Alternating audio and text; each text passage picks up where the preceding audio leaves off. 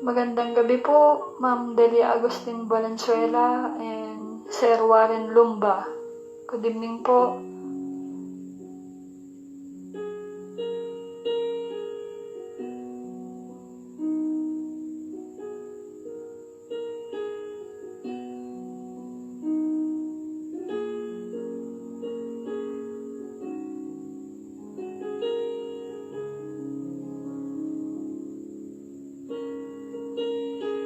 Pakisabi po kung magsisimula na po para po malaman ko po.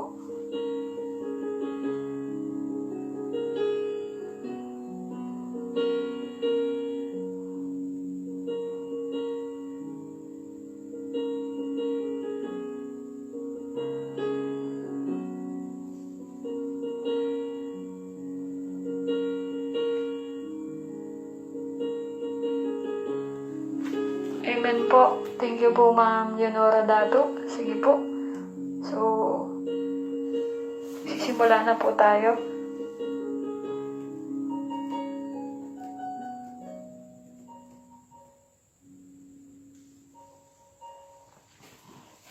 Good evening po sa lahat.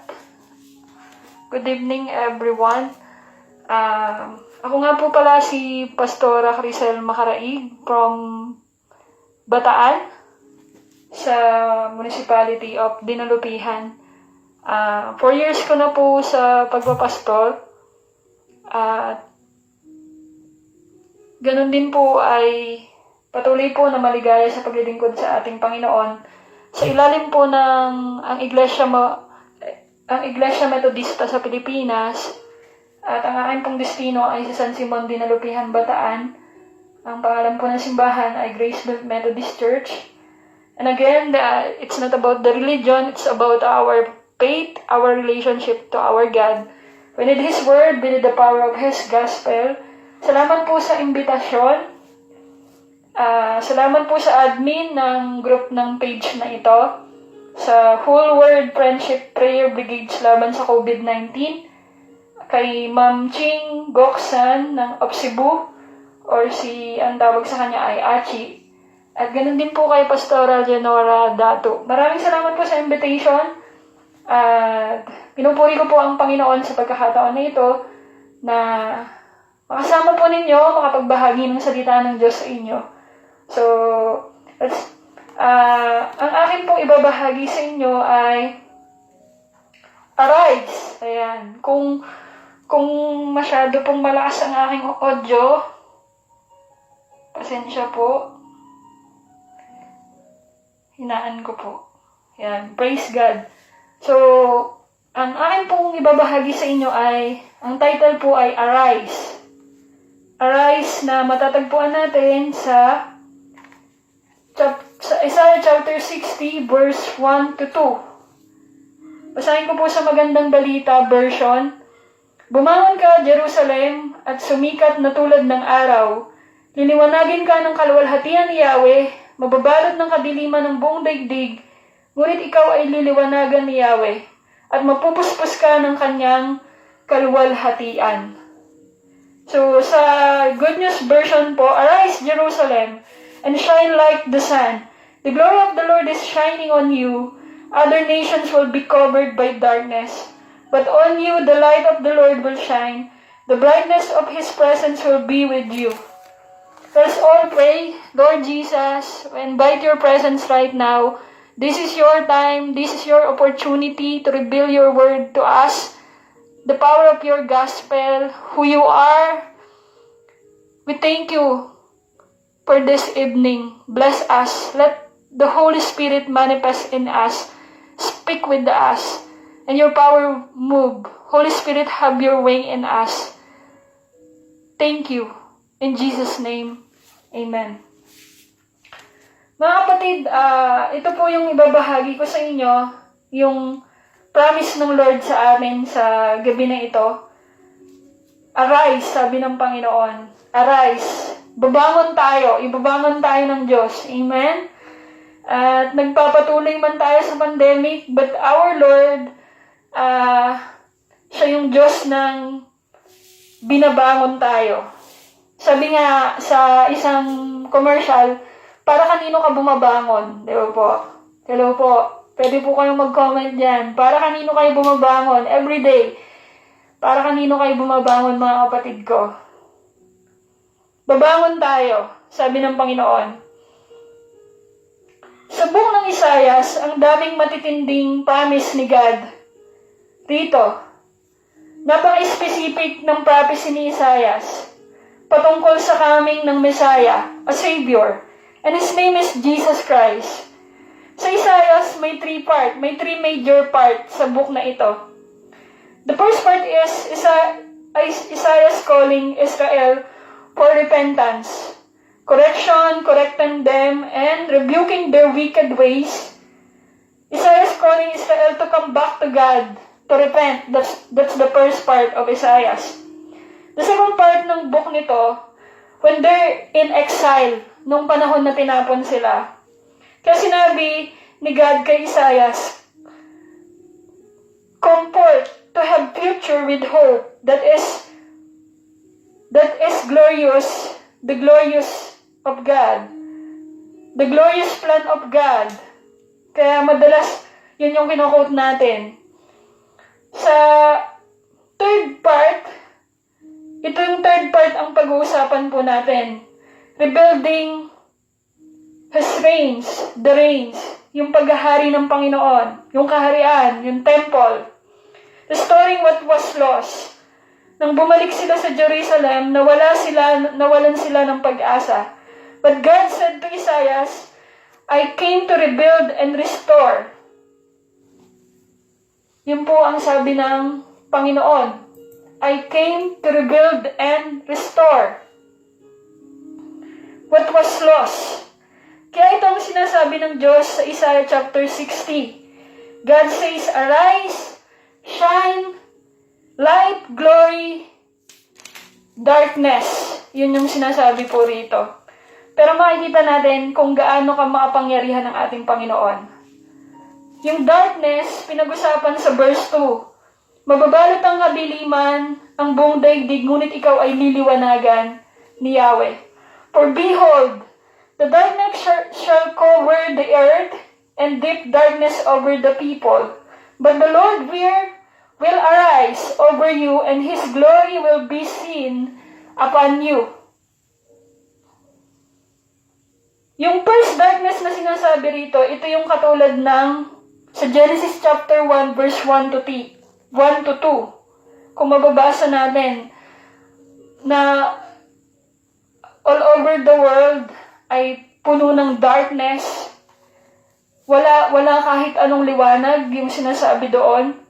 So, maganda po mabasa ko sa inyo, mga kapatid. Sa English version po. In the beginning, when God created the universe, the earth was formless and desolate. Yan, formless po. The raging ocean that covered everything was engulfed in total darkness, and the Spirit of God was moving over the water. So, yun yung sinasabing first darkness dito sa Genesis chapter 1 verse 1 to 2. Na walang kahit ano pa. Puno ng kadiliman. When there is no light, chaos comes. Troubles may happen. The second darkness means deep darkness over the people. It is a spiritual blindness. Everyone was confused, deceived by motion of fear and anxiety. A state of afflictions and calamity. Sinasabi ba rito sa atin yung nangyayari ngayon? So, ano yung sinasabi sa atin ng Diyos? Ano yung dinidescribe sa atin ng Panginoon sa oras na ito? Paano tayo susulong? Paano tayo babangon? Paano tayo magpapatuloy? Yung year 2020, mapanakit. Itong year 2021, mas hinahamon tayo.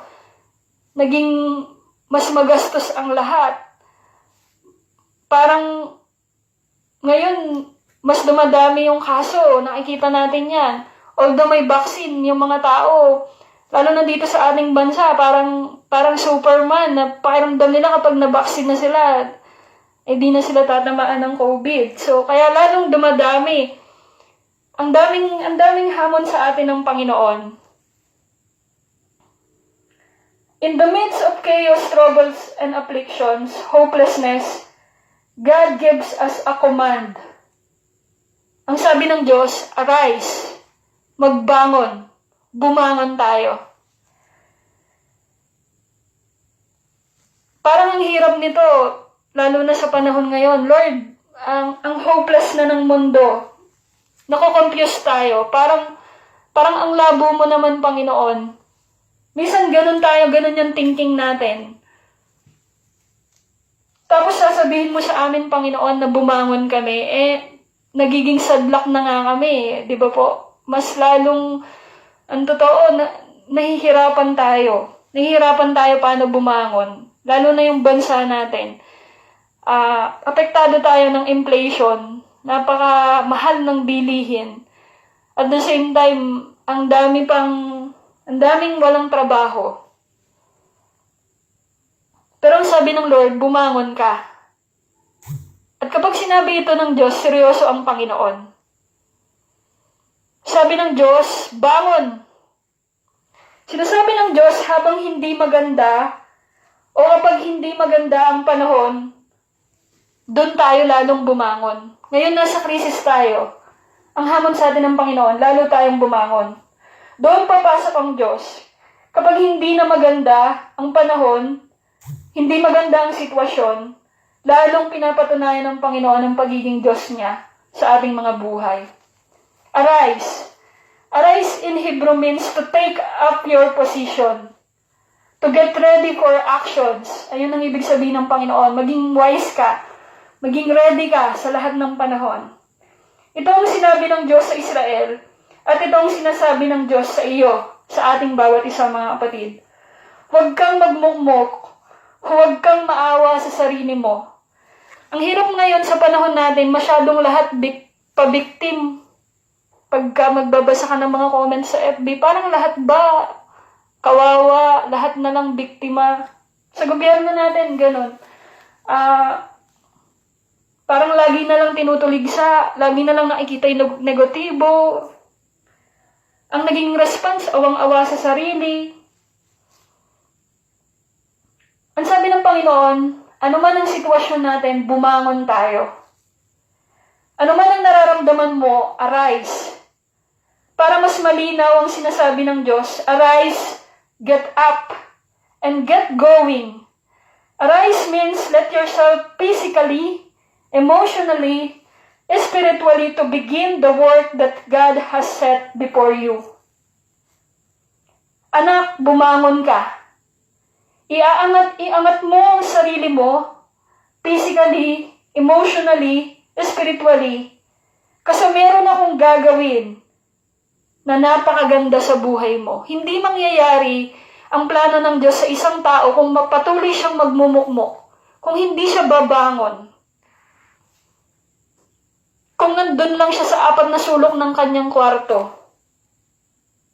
Sinasabi ng Diyos, anak, kung gusto mong mag-start ang gagawin ko na maganda sa buhay mo, bumangon ka. Dahil kung magmumukmok ka, naglulungkot sa isang tabi at sulok, walang mangyayari sa buhay mo. Get up and get going. Ayun po ang sabi ng Panginoon. How do you arise in the midst of troubles and confusion? Kapag sinabi ng Diyos na bumangon ka, meron siyang ipababaon sa iyo. Sa iyong buhay. Nandun yung backup ng word niya, His promises. Remember always mga kapatid, God is a promise-keeping God. A covenant keeper God. Sabi nga po, sa isang kanta, He is a promise keeper. And He is always faithful to His words. Dahil ang Diyos, kapag pinabangon niya tayo, lagi siyang merong backup Because He is a generous God. Ready agad yung kanyang tulong. Yung favor niya. Sabi nga sa kanta na the goodness of God. Yung His goodness will running after us. Kasi yun siyang Diyos. Every step of the way, sabi nga din sa Awit chapter 23 verse 6b, sabi doon, ang kabutihan ni Yahweh ay susunod sa iyong buhay magpakailanman. Yun ang sabi ng Panginoon. Ano ito? Light and His glory. Kanina natakal natin yung darkness na sinasabi. Light and His glory. I pray na lalo natin itong mayakap sa buhay. Dahil without these two, ang buhay natin confused. Full of fear and chaos. Light drives away darkness and confusion. Depression, oppression. Ulitin ko po. Light drives away confusion, depression, at kung ano-ano pang mga presyon. Ayan. Pati yung pagtaas ng presyon natin, mga kapatid. When light comes, itataboy nito ang dilim. Darkness cannot coexist with the light. Yes, sabi nga po, nakakainit talaga ng ulo yung nangyayari sa atin. Nakakapagod, paulit-ulit, yung reklamo ng mga tao sa paligid. Pero sinasabi ng Panginoon, there's light. There's always a light. And yung darkness cannot coexist with the light. Hindi ka lang pinababangon ng Diyos, binibigyan ka pa ng baon. Bangon because my light will be upon you, will shine upon you. Yan ang pangako ng Panginoon dito sa ating pinagbubulayan ngayon, mga kapatid. God's glory changes everything. When His glory comes, change is coming. Pinapakita rito ni Isaias ang malaking pagkakaiba ng glory. Glory is greater than the gloom and doom. Pagkakaiba ng mananampalataya na hindi namumuhay sa dilim. Yes, we are surrounded of this darkness.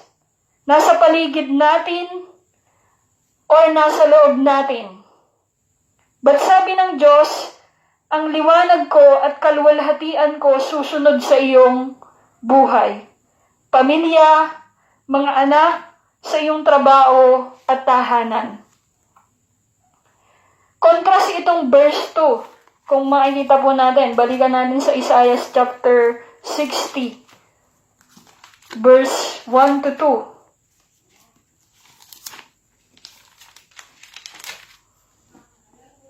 Sabi po rito, ano yon? Yung salitang bat.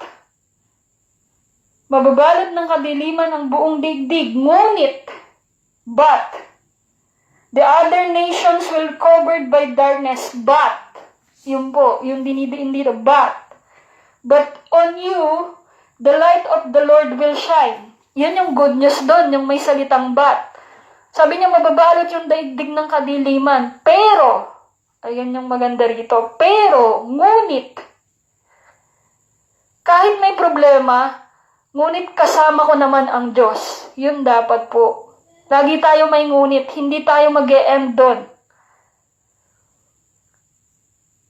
Nawalan kami ng mahal sa buhay, but God is our comforter and strength. Napapagod ako, but sabi ng Panginoon, napapagod tayo, but His joy is our strength. But the Lord is my rest. Kahit may darkness, sabi ni Isaiah, but God will turn things around. Sinasabi ng Diyos, madilim man ang iyong paligid, ibabangon ka ng Diyos. Ipaglalaban ka ng Diyos. The Lord will fight for you. Hallelujah. Ulitin ko po, the Lord will fight for you, kapatid. Fighting. Madalas yun yung quote ng mga Korean drama. Lagi yun, fighting. So tayo din, mga kapatid. Lalo na tayo. The Lord will rising up His defense for you. Ang daming nakahandang tulong para sa iyo ng Panginoon. Yun siyang si Yahweh, yun siyang Diyos na makapangyarihan sa lahat. Ito ang ginagawa ng glory ng Diyos sa buhay natin. The glory of God is our shield sa lahat ng banta ng kadiliman at kaaway. When the glory of God is upon you, God will protect you. God will fight for you. Amen. God will fight for you. Sa pangarap mo, sa negosyo kung meron ka, sa hanap buhay, sa mga anak mo, sa pamilya mo.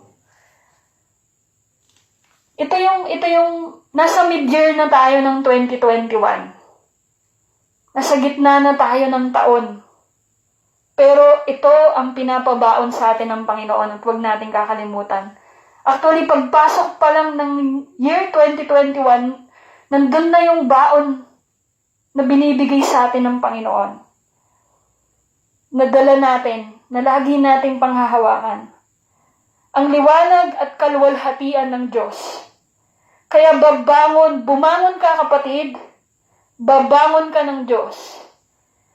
Light and glory arise, stop struggling, rest upon God's promises. Sabi ko rito, nagkakamali ka na malayo ang Diyos sa iyo. He is more than close enough. Kasi yun siyang Diyos. He's a personal God. From the beginning pa lang, kung paano siya nagpakilala sa tao, He's a personal God. Hindi naman natin siya makikilala ang totoo kung hindi siya nagpakilala sa atin. Kung hindi niya binaba ang kanyang sarili sa atin. Kaya ganun kalapit ang Diyos sa atin. Sabi nga dun sa isang kanta, He's more real than the air that I breathe. Higit pa ang Diyos na totoo dun sa hininga na ating hinihinga ngayon, na ating nilalanghap yung hangin. Ganon kalapit ang Diyos. Why? Because His Spirit is within us. Sobrang lapit ng Diyos sa iyo. Hawak niya lagi ang iyong kamay. Sabay na tinatahak ang hamon ng buhay. Nakikisalamuha ang Diyos sa atin. Sinusubaybayan tayo ng Panginoon. Hindi masamang magsumbong tayo sa Diyos at aminin sa Diyos ang lahat-lahat. Ang nararamdaman natin, ang ating iniisip, ang ating mga dalahin sa oras na ito. Bangon kapatid! Sabihin mo sa sarili mo, babangon ako. Amen. Hindi lang ito usapin ng Nescafe. Diba? Sa Nescafe, yung commercial na yon, babangon tayo. Para kanino ka bumabangon? Sabihin natin, bumabangon ako para sa karangalan ng Panginoon. Kasi ang oras natin kaloob ng Diyos. At gustong sulitin ng Panginoon ang buhay mo. Una, sa karangalan ng kanyang pangalan. Pangalawa, sa paggawa mo ng mabuti. Huwag tayong huminto, gumawa ng mabuti mga kapatid. Ipakita natin na ang Diyos ay nasa ating mga buhay. Bumangon tayo. Nang may ngiti sa labi, anuman yung dalahin natin, kasama natin ang Panginoon. Bangon at mas lalong lumapit sa Diyos. Bangon, babad sa presensya niya, babad sa kanyang mga salita. James chapter 4 verse 6 to 8. Sabi po rito sa summary ng verse, draw near to God and He will draw near to you. Cleanse your hands and purify your hands. Sabi ng Panginoon. At ito po yung paalala sa atin ng Panginoon. Ano man ang dinadala natin, anumang bigat na ating nararanasan, hindi ito reason para hindi tayo bumangon. Dahil sapat ang salita ng Diyos, sapat ang kalakasan ng Diyos, araw-araw, para sabihin sa atin ng Panginoon, anak, kasama mo ako, hindi ka nag-iisa. Let faith arise, sabi ng isang kanta. Let faith arise. Ito ang paalala ng Panginoon. Arise. This generation, inaasahan tayo ng Panginoon. Sa gitna ng krisis na ito, bumangon tayo.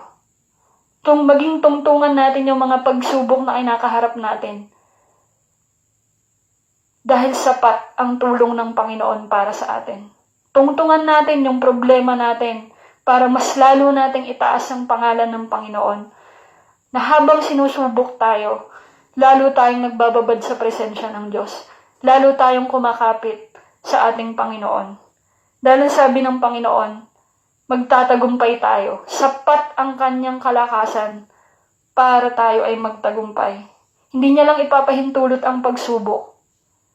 Sa pagpahintulot niya na ito, kasama ang kanyang favor, ang kanyang goodness, ang kanyang faithfulness, para tayo ay magtagumpay sa mga pagsubok na ito. Mga kapatid, bago tayo manalangin, gusto kong awitin yung maikling lyrics ng kanta na ito. Na kung di po ako nagkakamali sa Hillsong, yung Let Faith Arise. Sabi po rito, let faith arise, let faith arise. I lift my hands to believe again. You are my refuge, you are my strength. As I pour out my heart, these things I remember. You are faithful, God, forever. I lift my hands to believe again. You are my refuge, you are my strength. As I pour out my heart, these things I remember. You are faithful, God, forever. You are faithful, God, forever. Let faith arise. Let faith arise. I lift my hands to believe again. You are my refuge, you are my strength. As I pour out my heart, these things I remember. You are faithful, God, forever. You are faithful, God, forever. Lord, kami po ay lumalapit sa iyo. Wala pong malilihim. Lahat po ay hayag sa iyong harapan. Alam mo kung gaano kaabalahang mundo. Alam mo kung ano ang iniiyak ng marami, kung ano ang kinakatakutan ng marami, kung ano ang problema na kinakaharap namin, ng aming bansa, ng aming mga personal na buhay. Naiintindihan mo kami. At hindi mo lang kami iniintindi, pinagtsatsagaan mo pa kami araw-araw. Dahil naniniwala ka na anumang kinakaharap ng mundo ngayon, you're still be God. Alam mo ang ginagawa mo dahil ikaw ay Diyos. You are in control of everything. You are faithful, God. Bakit kami mag-aatubiling magtiwala sa iyo kung ito ang aming Diyos? Everything is secure in your name kapag sinuko namin ang lahat sa iyo, Panginoon. Lord, naririnig mo yung panalangin ng aking mga kapatid. Nasaan man sila ngayon, Panginoon, katagpuin mo sila. Iparamdam mo sa kanila yung kapangyarihan mo, yung pangunguna mo, yung mga promises mo. Sabihin mo sa kanila na, katulad ng kanta, Panginoon, katulad nito, muli kaming maniwala, muli kaming bumangon, sapagkat tapat kang Diyos. Ibuhos namin ang aming puso sa iyo at alalahanin namin na hindi ka nagbabagong Panginoon. Hindi mo hahayaan na ang iyong plano ay hindi mangyari sa henerasyon na ito at sa susunod na henerasyon. Kaya Panginoon, nagtitiwala kami sa iyo. Pangunahan mo ang aming mga buhay. Kasama ng aming panalangin sa bawat isang pamilya. Sa may mga sakit. Lord, I pray from head to foot, Panginoon, yung mga nakakaramdam ng karamdaman. Yung mga biktima ngayon ng iba't ibang kasakitan, hindi lamang ng COVID-19 and even depression, emotional breakdown, Panginoon. Lord, let your freedom release in Jesus' name. Let your healing, let your power, Panginoon, nasa iyong authority. Binibigyan kita ng authority, Panginoon, sa buhay ng bawat isa na nagugupo, Panginoon, ng gawa ng kaaway in Jesus' name. Kalagan mo, Panginoon, ang tanikala ng kaaway. Lord, release your power, Panginoon. And Lord, tinatalian namin ang anumang kahirapan sa buhay ng aking mga kapatid, anumang mga nangyari na hindi magaganda sa pangalan ni Jesus. Panginoon, mamagitan ka, makialam ka, Panginoon. At walang anumang gawa ng kaaway, Panginoon, ang magtatagumpay sa buhay ng aking mga kapatid, maging sa aming bansang Pilipinas, Panginoon. Ang dalangin po namin, dakilang Diyos, Ikaw ang Panginoon ng bansang Pilipinas, ang magpatuloy na gumawa ng mabuti, mamagitan sa lahat ng vaccine ngayon na mayroon sa aming bansa. Panginoon, sinagot mo ang aming panalangin at ito ang sagot mo. Hindi isang magic ang iyong sagot, kundi gagamitin mo rin ang katalinuhan ng tao na may takot sa iyo upang, Panginoon, mangyari ang iyong plano. Dahil higit sa lahat, mas makapangyarihan kang Diyos. Higit sa lahat, yung Espiritu mo na nasa amin is more powerful, Panginoon, than the Spirit na gumagawa ng hindi namin nakikita ng gawa ng kaaway, Panginoon. Salamat, Lord. By your blood, by your power, Panginoon, ito yung aming niyayakap. Tagumpay kang Diyos at isasama mo kami sa iyong pagtatagumpay na patuloy. Pagpalain mo, Panginoon, ang ministry na ito. Pagpalain mo ang bawat anak mong tumututok sa gawain na ito. Pagpalain mo ang mga susunod pang mga magsasalita, ang magpapahayag ng mabuting balita. Pagpalain mo ang admin, Panginoon, ang mga admin ng page na ito. Pagpalain mo, Panginoon, ang aming bansang Pilipinas. Pagpalain mo ang buong mundo. Pagpalain mo ang mga kapatid namin na malayo sa kanila, mga OFWs, Panginoon. Pagpalain mo sila, ilayo mo sa kapahamakan at kasakitan, dakilang Diyos. Mamagitan ka, Panginoon. Naniniwala kami, kahit hindi namin nakikita, gumagawa kang Diyos para sa aming kabubuti. Kahit hindi namin nararamdaman, gumagawa kang Diyos para sa aming ikabubuti. Maraming salamat po, Panginoon. Tinatalaga namin, Panginoon, ang aming oras na ito sa iyo. Nawa, Panginoon, bumangon kami, magbabangon kami, sapagkat sapat ang lakas, ang salita, ang pangako ng Panginoon na laging kasama namin, araw-araw, minuminuto, segundo ng aming mga buhay. Ibangon mo ang iyong henerasyon na ito, Panginoon, at patuloy na mahayag ang iyong pagliligtas, ang kapangyarihan ng iyong salita. Maraming salamat, Panginoon. Salamat po sa iyo. Patuloy kaming nagpapakumbaba, nagpapabago sa iyo, Panginoon. Kailangan namin ang iyong pangunguna at ang iyong mga salita sa aming mga buhay. Salamat po, Panginoon. Sa iyo namin itinatalaga ang lahat. Itinataas namin ang iyong dakilang pangalan. Ibinabalik namin sa iyo ang lahat ng papuri at pasasalamat. Sa pangalan ng Ama, ng Anak at ng Banal na Espiritu. Amen at Amen.